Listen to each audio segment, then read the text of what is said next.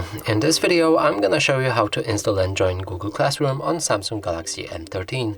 So in order to do this, let's open our Google Play Store. From here, begin a search for an app and enter Google Classroom.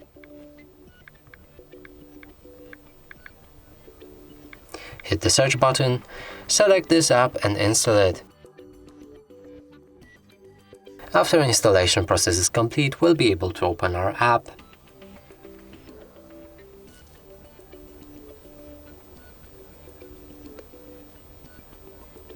Click on Get Started, choose the account you want to use for this classroom, and then OK. Click on this plus button, join the class, enter the class code which you should be provided with, and after that click on the join, and that way you'll be joined with a class.